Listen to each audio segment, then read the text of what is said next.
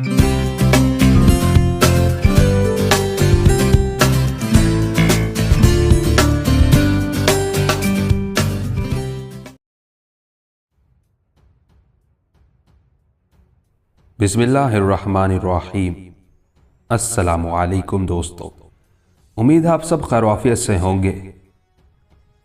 आज मैं आप लोगों की खिदमत में पाको हिंद में लोदी ख़ानदान के आखिरी ताजदार इब्राहिम लोदी के हालातों वाक़यात पर मुश्तमिल एक नई दास्तान लेकर हाजिर हुआ हूँ, जिसके मुसन्निफ हैं असलम राही MA। उम्मीद है आप इस काविश को पसंद करेंगे। एपिसोड 1। कहते हैं उसका दौरे हुकूमत अजीबो गरीब वाक़यात के लिए मशहूर था। उसके दौर में एक शख्स तिजारत से गुज़र औक़ात करता था, जिसे बहरी सफ़र करने का इत्तेफाक हुआ। घर और घर वालों की देखभाल एक हमसाये के सपुर्द की। हमसाये और उसके घर के दरमियान बस एक छोटी सी दीवार थी। अपने घर और घर वालों की देखभाल अपने हमसायों के सपुर्द करने के बाद वो शख्स तिजारत के सिलसिले में बहरी सफ़र पर रवाना हो गया। वो हमसाया जिसके सपुर्द अपने घर की निगरानी कर गया था, वो अक्सर उसके घर आता और काम काज में उसके अहले खाना का हाथ बटाता था। वो हमसाया जब भी उस सौदागर के घर जाता, वहाँ वो एक खुश शक्ल जवान को देखता जो सौदागर के घर में आता जाता था। हमसाये के दिल में ख्याल आया कि वो जवान भी सौदागर के अजीज़ों में से होगा। इसी बिना पर वो उसके घर आता जाता है। फिर अपने दिल में सोचने लगा कि वो नौजवान अगर उस सौदागर का कराबतदार होता तो अपने घर की देखभाल वो मेरे ज़िम्मे क्यों लगा कर जाता। किस्सा मुख्तसर, वो इस बात के दर पे हो गया कि उस नौजवान का हाल ज़रूर मालूम करेगा। वो कौन है, कहाँ से आता है, क्यों आता है, उस घर से उसका क्या ताल्लुक़ है, और जब सौदागर यहाँ था तो उस वक्त यहाँ क्यों नहीं आया करता था। उन सारी मुश्किलात को हल करने के लिए उस हमसाये ने अपने और उस सौदागर के घर के दरमियान जो दीवार थी उसमें एक सुराख कर लिया और गाहे बगाहे उसमें से सौदागर के घर का जायजा लेने लगा था। एक रात देखा कि सौदागर की बीवी ने खूबसूरत कालीन बिछाया और रंग बरंगे बिस्तर पलंग पर बिछाए। उसके बाद उसने दावत का एहतमाम किया, यहाँ तक कि वही नौजवान आया और वह उसकी खातिर में लग गई। जब उसी तरह रात का एक पहर गुजर गया तो वो उसके साथ प्यार मोहब्बत की गुफ्तगू में शरीक हो गई। उस औरत का एक 2 साल का बच्चा था जिसे उसने किसी जगह सुला दिया था। जब वो बच्चा रोता तो वो औरत उसे दूध पिलाकर उस नौजवान के पास बैठती और महवे गुफ्तगू हो जाती। जब बच्चा रोने से बाज न आया तो उस मक्कार औरत ने इस जोर से उसका गला दबाया कि उस बच्चे ने जान दे दी। यूं उस मक्कार औरत ने अपने ही बच्चे को चंद लम्हों की आसूदगी के लिए अब्दी नींद सुला दिया और फिर दोबारा उसी नौजवान के पास बैठ गई। जब 2-3 सातें गुजर गई तो जवान ने पूछा, बहुत देर से तेरा बच्चा रोया नहीं, क्या बात है? औरत ने कहा, अब मैं ऐसा बंदोबस्त कर चुकी हूं कि वो कभी रोएगा ही नहीं। इस पर वो जवान घबरा गया, फिक्रमंदी में पूछने लगा, तूने उसका क्या बंदोबस्त किया है और अब वो क्यों नहीं रोएगा? इस पर वो औरत कहने लगी, मैंने तेरे साथ गुफ्तगू से लुत्फ अंदोज होने के लिए बच्चे को मार डाला है। उस जवान ने यह बात सुनी तो एकदम खड़ा हो गया और कहने लगा, ऐ बेरहम औरत, तूने चंद लम्हों की आसूदगी के लिए अपने जिगर गोशे को मार डाला। अगर तू अपने बेटे से वफादारी नहीं कर सकती तो फिर मुझसे कैसे वफादारी करेगी? ये कहते हुए उसने घर से निकलना चाहा, मगर औरत एकदम उठी, उसका दामन पकड़ लिया और कहा, मैंने तेरी खातिर यह काम किया है और तू है कि मुझसे कतई ताल्लुक कर रहा है। खुदा के वास्ते कोई ऐसी तदबीर करो कि मैं रुस्वा ना हूं। अगर लोगों को पता चल गया कि बच्चे को मैंने मौत के घाट उतार दिया है तो मेरा हशर बड़ा बुरा होगा। देखो, इस घर के सहन में एक छप्पर खट है, उसमें गड़ा खोदो और मेरी खातिर इस बच्चे को वहां दफन कर दो। नौजवान मजबूरन ये बात मान गया और उसने एक फावड़ा ला कर दिया और फिर उस नौजवान ने एक छप्पर खट में गड़ा खोदा। जब गड़ा खुद गया तो औरत अंदर जाकर बच्चे को उठा लाई और उस नौजवान को दे दिया ताकि वो उसे जमीन में दफन कर दे। उस नौजवान ने, जो उस मक्कार औरत के मकरो फरेब से गाफिल था, जो ही बच्चे को गड्ढे में लेटाने के लिए अपना सर झुकाया, उस मक्कार ने वही फावड़ा जिससे नौजवान ने गड़ा खोदा था दोनों हाथों से इस तरह मारा कि उसका सर 2 टुकड़े करके रख दिया और वो दम तोड़ गया और गड्ढे में गिर गया। औरत ने जल्दी जल्दी फावड़ा पकड़ा और गड्ढे में मट्टी डालकर उस नौजवान और बच्चे की लाश को उसने दफन कर दिया। یہ سارا واقعہ ہمسایہ دیوار کے سوراخ میں سے بڑے صبر اور تحمل کے ساتھ دیکھ رہا تھا۔ ان دونوں کو دفن کرنے کے بعد وہ مکار عورت اپنے صحن کے وسطی حصے میں آئی اور زور زور سے چیخو پکار شروع کر دی، لوگوں میرے بیٹے کو بھیڑیا اٹھا کر لے گیا ہے۔ جب کچھ عرصے کے بعد سوداگر بحری سفر سے آیا اور لوگ اس کے بیٹے کی تعزیت کے لیے اس کے گھر میں جمع ہونا شروع ہوئے اور فاتح خوانی کرنے لگے، تب ہمسایہ بھی ان میں شامل تھا۔ جب سب لوگ چلے گئے تب ہمسائے نے سوداگر سے کہا، تھوڑی دیر کے لیے میرے گھر چلو تاکہ تمہاری افسردگی رفع ہو جائے۔ ہمسایہ اس سوداگر کو اپنے گھر لے گیا۔ کھانا کھانے کے بعد بچے کے قتل اور نوجوان کو ہلاک کرنے کا تمام ماجرا اس نے تفصیل کے ساتھ سوداگر سے کہہ دیا تھا۔ اس نے سوداگر پر یہ بھی انکشاف کیا کہ تمہاری بیوی نے اپنے بچے اور اس نوجوان کو صحن کے اندر جو چھپر کھٹ بنا ہوا ہے اس کے اندر گڑھا کھود کر دفن کر دیا ہے، لہٰذا تو واپس جا کر اپنی بیوی سے کہنا جہاں چھپر کھٹ ہے وہاں تم نے کچھ اشرفیاں دفن کر رکھی ہیں، لہٰذا تم وہ نکالنا چاہتے ہو۔ اس طرح جب تم وہاں گڑھا کھودو گے تو حقیقت تم پر واضح ہو جائے گی۔ ہمسائے کے ساتھ اس گفتگو کے بعد وہ سوداگر اپنے گھر آیا اور اپنی بیوی سے کہا، میں نے چھپر کھٹ کے اندر کچھ اشرفیاں دفن کر رکھی ہیں، ذرا پھاوڑا لاؤ تاکہ وہاں سے میں وہ اشرفیاں نکالوں۔ عورت بے حد خوش ہوئی۔ وہ نہیں جانتی تھی کہ اس کا شوہر وہیں گڑھا کھودے گا جہاں اس نے اپنے بچے اور نوجوان کو دفن کیا ہے۔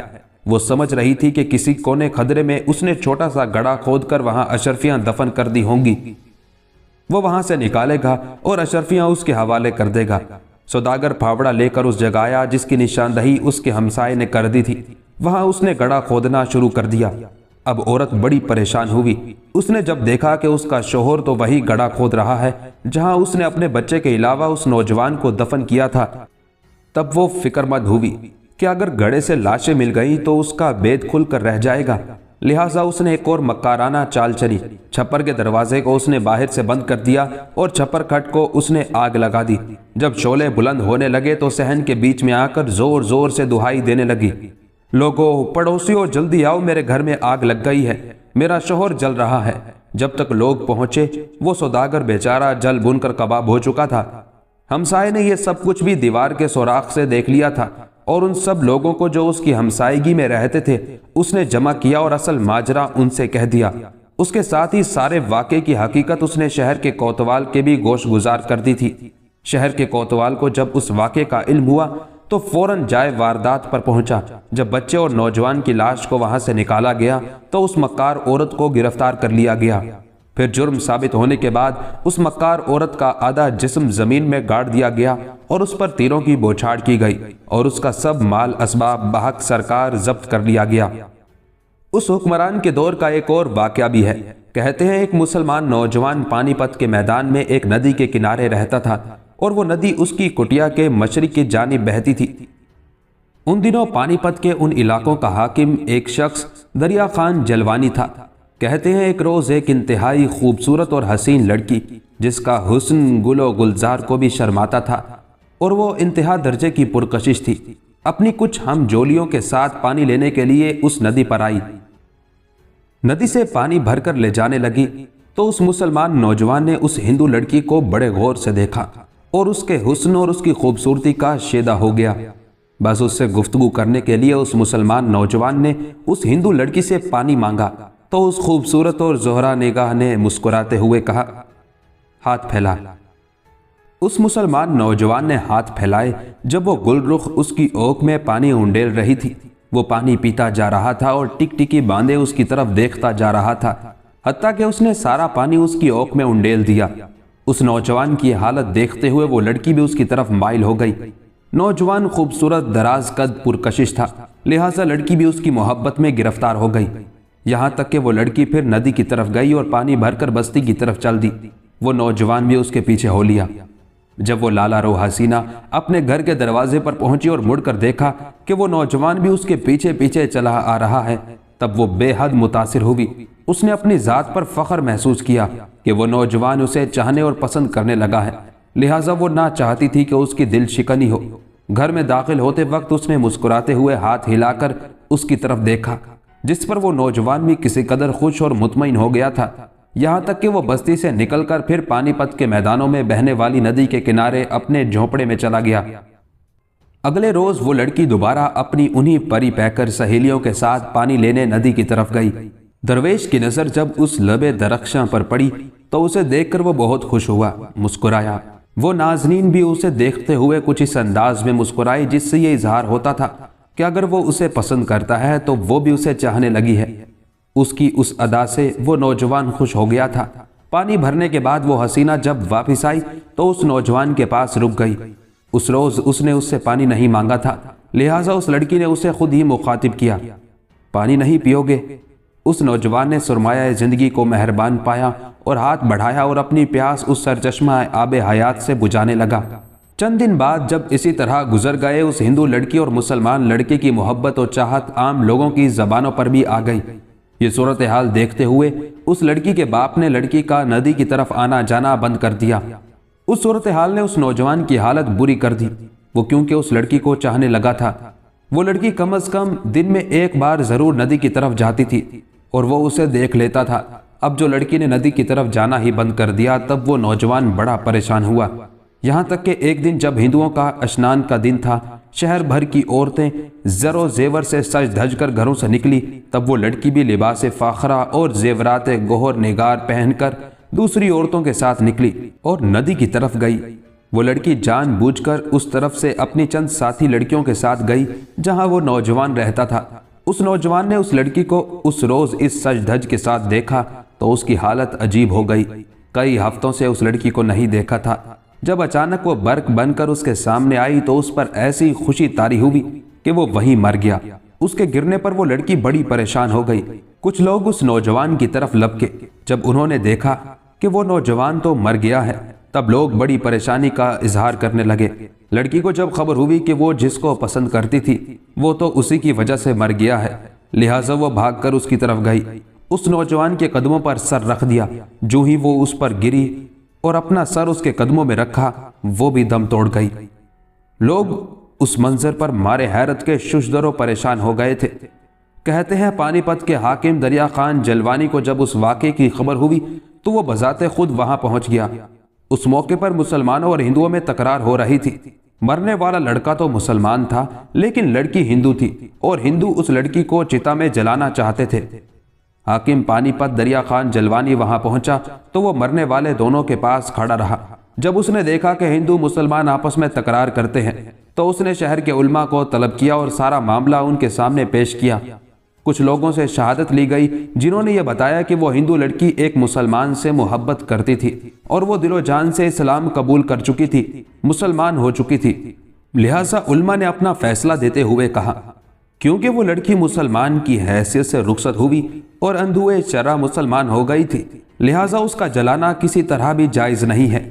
اسی دوران میں ہزاروں ہندو وہاں جمع ہو گئے اور مطالبہ کرنے لگے کہ وہ تو اس لڑکی کو جلائیں گے اس لیے کہ وہ ہندو تھی۔ اس پر دریا خان کہنے لگا یہ عورت مسلمان مری ہے، لہٰذا تمہارے لیے صحیح نہیں کہ اسے جلاؤ۔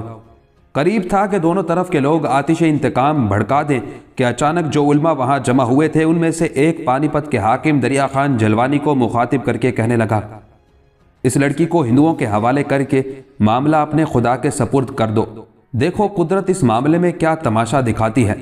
پانی پت کا حاکم دریا خان اس پر راضی ہو گیا، لہٰذا ہندو اس لڑکی کو اٹھا کر لے گئے۔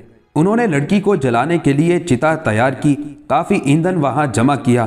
جب انہوں نے ایندھن کو آگ دکھائی تو اسے آگ ہی نہ لگی، چنانچہ انہوں نے روئی کو تیل میں تر کر کے چتا کو آگ لگانا چاہی، تب بھی شعلہ نہ اٹھا۔ یہ دیکھ کر وہ حیران رہ گئے۔ بالآخر اسے ایندھن کے درمیان اسی طرح چھوڑ کر گھر چلے گئے۔ یہ صورتحال دیکھتے ہوئے پانی پت کا حاکم دریا خان خوش ہوا۔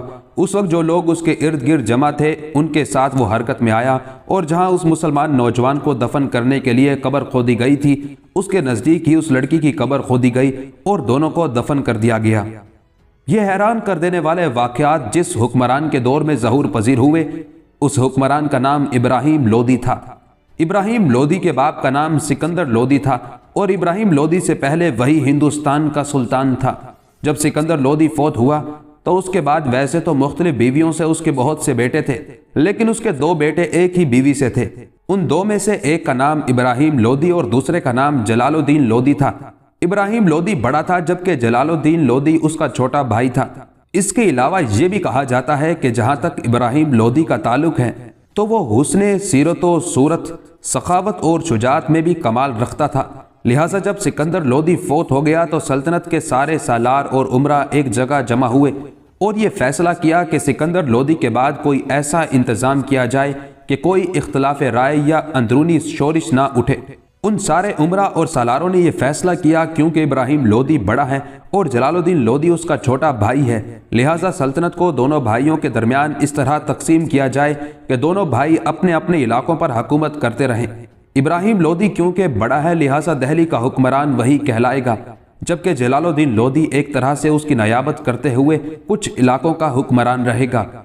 اس کے بعد سارے امراء اور رؤسا آخری فیصلے پر پہنچے کہ دہلی کے تخت و تاج پر ابراہیم لودھی کو بٹھا دیا جائے، جبکہ جونپور کو جلال الدین لودھی کا پایہ تخت قرار دیا جائے اور جو علاقے اس کے ماتحت کیے جائیں وہاں وہ حکمرانی کرے۔ اس فیصلے کو سارے رؤسا، سارے امراء، سرکردہ لوگوں نے آخری شکل دی۔ ابراہیم لودھی اور جلال الدین لودھی نے بھی اس فیصلے کو تسلیم کر لیا۔ آخر 10ویں ذی الحج ہجری 923 کو ابراہیم لودھی کو دہلی کے تخت و تاج کا مالک بنایا گیا اور اسے ہندوستان کا بادشاہ مقرر کیا گیا۔ جو لوگ ابراہیم لودھی کے حمایتی تھے انہوں نے ابراہیم لودھی کی تخت نشینی کا خوب جشن منایا۔ اس روز انہوں نے شاہی دربار کو طلائی اور جواہر نگار چامیانوں اور رنگ رنگ قیمتی قالینوں سے آراستہ کیا اور ابراہیم لودھی کے باپ سکندر کے تخت کو، جس میں بڑے قیمتی اور گراں بہا موتی ٹکے ہوئے تھے، ایک رنگ برنگی قالین پر رکھا۔ امراء، سالار، مشیر اور دیگر اہم شخصیات نے رنگا رنگ لباس پہن رکھے تھے۔ تخت نشینی کا سماں یوں لگتا تھا جیسے چمن میں پھول کھلے ہوں۔ اس کے علاوہ ہاتھیوں اور گھوڑوں کو بڑے خوبصورت ساز و سامان اور زیب و زینت کے ساتھ سجایا گیا تھا۔ چونکہ پہلے کبھی کسی کی تخت نشینی پر یوں دربار نہیں سجایا گیا تھا، لہٰذا دہلی کے لوگ اس شان و شوکت کو دیکھ کر بڑے متعجب ہوئے۔ اس طرح ابراہیم لودھی کو دہلی کے تخت و تاج پر بٹھایا اور اس کے چھوٹے اور حقیقی بھائی جلال الدین لودھی کو جلال الدین لودھی کا خطاب دے کر کچھ امراء اور اراکین سلطنت کے ساتھ خاصا بڑا لشکر دے کر اس کی حکمرانی کے علاقے کے مرکزی شہر جونپور کی طرف بھیجا گیا۔ اس طرح دہلی کے امراء اور رؤسا نے ایک طرح سے انصاف سے کام لیتے ہوئے مرحوم سلطان سکندر لودھی کے دونوں بیٹوں ابراہیم لودھی، جلال الدین لودھی کے درمیان ایک طرح سے سلطنت کا بٹوارہ کر دیا تھا تاکہ وہ اپنے اپنے حصوں میں انصاف اور سکون کے ساتھ حکمرانی کر سکیں۔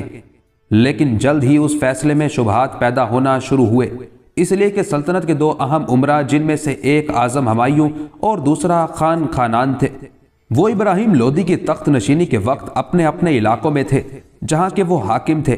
ابراہیم لودھی کی تخت نشینی کا سن کر وہ دہلی آئے۔ جب یہ دونوں امراء پایہ تخت دہلی پہنچے اور ابراہیم لودھی کی خدمت میں حاضر ہوئے تو انہوں نے تنزیہ سے انداز میں ابراہیم لودھی کو مخاطب کر کے کہا، سلطنت کے معاملے کو مشترک رکھنا بہت بڑی غلطی ہے، بادشاہی میں شرکت نہیں چل سکتی۔ کیا تم نے وہ نہیں سنا جو اگلے وقتوں کے لوگوں نے اس بارے میں کہا تھا کہ جس طرح ایک جسم میں دو جانیں نہیں ہو سکتی، اس طرح ایک ہی ملک میں دو فرما روا نہیں ہو سکتے۔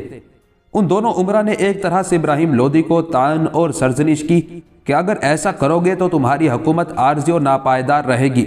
انہوں نے ابراہیم لودھی پر مزید زور دیا کہ سلطنت کے جن امراء اور رؤسا نے سلطنت کو دو حصوں میں تقسیم کرنے کا فیصلہ کیا ہے، انہوں نے بہت بڑی غلطی کی ہے۔ ابراہیم لودھی کو انہوں نے اس شک و شبہ میں بھی ڈال دیا کہ تم نے اپنے چھوٹے بھائی جلال الدین کو ایک لشکر کے علاوہ بہت سے امراء کا ایک گروہ دیکھ کر جونپور کی طرف روانہ کر دیا ہے۔ وہ امراء کسی بھی وقت جلال الدین لودھی کو تمہارے خلاف بھڑکا سکتے ہیں اور اسے یہ کہہ سکتے ہیں کہ وہ ابراہیم لودھی کے خلاف اٹھ کھڑا ہو۔ وہ اسے یہ بھی مشورہ دے سکتے ہیں کہ حکومت کرنے کا حق اسے ہی ہے جو طاقتور ہو۔ اگر جلال الدین لودھی نے اپنے لشکر میں اضافہ کر کے اپنی طاقت اور قوت کو اس طرح بڑھا لیا کہ وہ ابراہیم لودھی پر حملہ آور ہو کر اسے شکست دے دے تو پھر ابراہیم لودھی کو وہ دہلی کے تخت و تاج سے محروم کر کے رکھ دے گا۔ اپنے دونوں سالاروں اور امیروں کے یہ الفاظ سن کر ابراہیم لودھی لرز گیا۔ اس نے اس بات کو تسلیم کر لیا کہ دونوں سالار جو مشورہ دے رہے ہیں وہ نیک نیتی اور خلوص پر مبنی ہے۔ اس کے ذہن میں یہ بھی بات بیٹھ گئی کہ اس نے اپنے بھائی کو ایک بہت بڑا لشکر دے کر اور کچھ امراء کو اس کے ساتھ کر کے بہت بڑی غلطی کی ہے۔ ان دونوں سالاروں نے ابراہیم لودھی کو یقین دلا دیا تھا کہ جلال الدین لودھی جونپور پہنچ کر ضرور طاقت اور قوت میں اضافہ کرے گا اور پھر اس کے خلاف اٹھ کھڑا ہوگا۔ ان الفاظ کو سامنے رکھتے ہوئے ابراہیم لودھی نے فوراً ایک فیصلہ کیا۔ گو ابراہیم لودھی نے تخت نشین ہوتے وقت اپنے چھوٹے بھائی جلال الدین لودھی کے ساتھ عہد کیا تھا کہ جلال الدین لودھی اپنے علاقوں میں حکومت کرے گا اور ابراہیم لودھی اپنے علاقوں میں حکومت کرے گا، دونوں میں سے کوئی بھی ایک دوسرے کے علاقے میں دخل اندازی نہیں کرے گا۔ لیکن ابراہیم لودھی نے اعظم ہمایوں اور خانہ خانان کی باتوں اور اکساہٹ سے متاثر ہو کر اس وعدے اور اس عہد کو بالائے طاق رکھ دیا۔ اس کے بعد اس نے اپنے چند دوسرے چیدہ عمرہ سے مشورہ کیا، جس کے بعد یہ قرار پایا کہ ابراہیم لودھی کا چھوٹا بھائی جلال الدین کیونکہ ابھی جم کر جونپور میں نہیں بیٹھا، نہ ہی وہاں کے امور کو اس نے اپنی گرفت میں لیا ہے، لہٰذا اس کی طرف یہ پیغام بھیجنا چاہیے کہ چند ایک ضروری امور کی انجام دہی کے لیے جن کا تعلق جلال الدین لودھی کی موجودگی سے ہے، جلال الدین لودھی کو چاہیے کہ نہایت تیزی سے دہلی پہنچ کر اپنے بھائی ابراہیم لودھی کی خدمت میں حاضر ہو۔ جن امور میں ابراہیم لودھی اس سے مشورہ کرنا چاہتا ہے، اس مشورے کے بعد جلال الدین پھر دوبارہ جونپور چلا جائے اور وہاں اپنی مرضی کے مطابق حکومت کرتا رہے، اور اسی میں طرفین کی بہتری اور بھلائی ہے۔ یہ پیغام ابراہیم لودھی نے تیز رفتار قاصدوں کے ذریعے اپنے چھوٹے بھائی جلال الدین لودھی کے لیے جونپور روانہ کیا، ساتھ ہی ایک انتہائی جہاں دیدہ سالار کو بھی مقرر کیا کہ وہ بھی جونپور جائے اور ابراہیم لودھی کے چھوٹے بھائی جلال الدین لودھی کو کسی نہ کسی طرح بہلا پھسلا کر جونپور سے دہلی لے آئے۔ اس سالار اور امیر کا نام ہیبت خان تھا۔ یہ مکاری اور عیاری میں مشہور تھا۔ اسے بھی ابراہیم لودھی نے جلال الدین لودھی کی طرف روانہ کیا تاکہ وہ خوشامد اور چاپلوسی سے کام لے اور جلال الدین کو کسی نہ کسی طرح دہلی لے آئے۔ لیکن ابراہیم لودھی کی یہ چال کامیاب نہ ہوئی، اس لیے کہ یہ جو کسی نے کہا ہے دیوار ہم گوش دارد، یعنی دیواریں بھی کان رکھتی ہیں، اس کے مصدق ایک انقلاب اور تبدیلی رونما ہو گئی۔ ابراہیم لودھی کے دربار میں بھی کچھ ایسے عمرہ اور سرکردہ لوگ تھے جو ابراہیم لودھی کے بجائے اس کے چھوٹے بھائی جلال الدین لودھی کو پسند کرتے تھے۔ جب ابراہیم لودھی نے اپنے دو امیروں یعنی اعظم ہمایوں اور خانہ خانان کے مشورے پر یہ فیصلہ کیا کہ پورے ہندوستان پر ابراہیم لودھی کی حکومت ہی ہونی چاہیے، اور یہ کہ جلال الدین لودھی کو اس کی حکمرانی سے معزول کر کے ایک طرح سے بے بس اور لاچار کر کے زندان میں ڈال دیا جائے یا اس کا خاتمہ کر دیا جائے، یہ ساری خبریں جلال الدین لودھی کے حمایتیوں نے فوراً تیز رفتار قاصدوں کے ذریعے جونپور جلال الدین لودھی تک پہنچا دی تھی۔ ان حالات میں ابراہیم لودھی کا عیار اور مکار سالار ہیبت خان جب جلال الدین لودھی کی خدمت میں حاضر ہوا تو اس نے جلال الدین کے ساتھ بڑی چاپلوسی اور خوش آمدانہ قسم کی گفتگو کا آغاز کیا۔ جلال الدین نے اسے اس کے مزاج کے مطابق باتیں کی، مگر ہیبت خان کی ساری چاپلوسی اور چکنی چپڑی باتیں ناکام ہوئی، اس لیے کہ جلال الدین حالات کی اصلیت کو جان گیا تھا، لہٰذا اس نے ہیبت خان کی چکنی چپڑی باتوں کو کوئی اہمیت نہ دی اور اس کے ساتھ اس نے اپنے بھائی ابراہیم لودھی کے پاس دہلی جانے سے انکار کر دیا۔ لیکن ہیبت خان اپنے کام میں مصروف رہا۔ وہ ہر صورت میں چاہتا تھا کہ کسی نہ کسی طرح چاپلوسی اور عیاری سے کام لیتے ہوئے جلال الدین لودھی کو اپنے ساتھ دہلی لے جانے میں کامیاب ہو جائے۔ ہیبت خان اس سے پہلے اکثر اپنی چال بازیوں میں کامیاب رہتا تھا، یہاں بھی وہ ناکام نہیں رہنا چاہتا تھا۔ اس کی چال بازیوں ہی کی وجہ سے ابراہیم لودھی کی نگاہوں میں اس کی بڑی قدر و قیمت تھی اور سلطنت میں اسے اکثر ہیبت خان گرگ انداز کہہ کر پکارا جاتا تھا۔ گرگ انداز کا خطاب اسے یوں ملا کہ ایک دن وہ بیانہ شہر کے نواح میں شکار کے لیے گیا ہوا تھا۔ یہ زمانہ سلطان ابراہیم لودھی کے باپ سلطان سکندر لودھی کا تھا۔ اس موقع پر سکندر لودھی کے علاوہ اس کے عمرہ میں سے دریا خان جلوانی، محمود خان لودھی، دولت خان لودھی بھی موجود تھے۔ کہتے ہیں ناگاہ ایک طرف سے دو بڑے بڑے بھیڑیے ایک بھیڑ کو اٹھا کر لے بھاگے۔ ان بھیڑیوں کے پیچھے پیچھے کچھ چرواہے اور گلہ بان بھی بھاگتے ہوئے آ رہے تھے۔ وہ شور کرتے آ رہے تھے کہ ان کی بھیڑ کو بھیڑیے اٹھا کر لے گئے ہیں۔ یہ بھی کہا جاتا ہے کہ جس وقت وہ بھیڑیے چرواہوں کی بھیڑ کو اٹھا کر لے جا رہے تھے، اس وقت ہیبت خان جنگل سے سلطان سکندر لودھی کی طرف آ رہا تھا۔ جب بھیڑ کو اٹھانے والے بھیڑیے اس کے پاس پہنچے تو اس نے اپنے ان ساتھیوں سے جو اس کے ساتھ تھے تیر کمان طلب کی۔ تیر کمان لے کر اس نے تیر چلہ پر چڑھایا۔ ہیبت خان بلا کا تیر انداز تھا۔ تیر اس کی شست سے نکلا اور دونوں بھیڑیوں کے جسموں کو وہ چھیدتا ہوا زمین میں جا پیوست ہوا تھا۔ ابراہیم لودھی کے باپ سلطان سکندر لودھی کو جب ہیبت خان کی اس کارگزاری کا علم ہوا تو اس نے اسے ہیبت خان گرگ انداز کا خطاب دیا۔ کہتے ہیں جہاں وہ چاپلوسی اور اس طرح کی چالیں کرنے میں بڑا ماہر تھا، وہاں وہ سخاوت اور بخشش میں بھی اعلیٰ درجہ رکھتا تھا اور اس کی سخاوت کو دیکھ کر اکثر لوگ حیران رہ جاتے تھے۔ کہتے ہیں ایک دن مومن نامی شاعر نے جو بیانہ کا رہنے والا تھا ایک قطع ہیبت خان کی شان میں کہا، اور وہ قطع لکھ کر مومن خان شاعر نے قوالوں کو دیا کہ جس وقت ہیبت خان اپنی مجلس میں بیٹھا ہو تو وہ قطع اس کے سامنے گائیں۔ چنانچہ ان قوالوں نے ایسا ہی کیا۔ جس روز ہیبت خان ایک انتہائی قیمتی بساط پر بیٹھا ہوا تھا، ان قوالوں نے مومن خان شاعر کا وہ قطع گایا۔ اس قطعے کو سن کر ہیبت خان بڑا متاثر اور خوش ہوا، اور جس قیمتی بساط پر وہ بیٹھا ہوا تھا وہ بساط ہی اٹھا کر اس نے مومن خان شاعر کو دے دی، اور جن قوالوں نے قطع گایا تھا انہیں 7,000 کی رقم بھی انعام میں دی۔ بہرحال ہیبت خان گرگ انداز نے اپنی طرف سے پوری کوشش کی کہ بہلا پھسلا کر جلال الدین لودھی کو دہلی لے جانے میں کامیاب ہو جائے۔ دوسری طرف جلال الدین لودھی بھی اس کے ارادوں سے باخبر ہو چکا تھا۔ کہتے ہیں جلال الدین لودھی نے ہیبت خان گرگ انداز کو مخاطب کر کے کہا، ہیبت خان، ہم نے سنا ہے کہ تم مستی، نشے اور شراب کی حالت میں اتنی بخشش اور سخاوت کرتے ہو، اگر ہوشیار میں کرو تو جانے۔ کہا جاتا ہے کہ ابراہیم لودھی کے بھائی جلال الدین لودھی کے اس جملے کے جواب میں ہیبت خان گرگ انداز نے اسی دن سے شراب پینا چھوڑ دی، اور عالم ہوش میں اتنی بخشش کیا کرتا کہ لوگوں کو حیران کر دیتا تھا۔ اس کے ہاں شراب پینے کے لیے سونے چاندی کی جس قدر سراہیاں تھی توڑ ڈالی، اور سونا چاندی لوگوں میں بانٹ دیا۔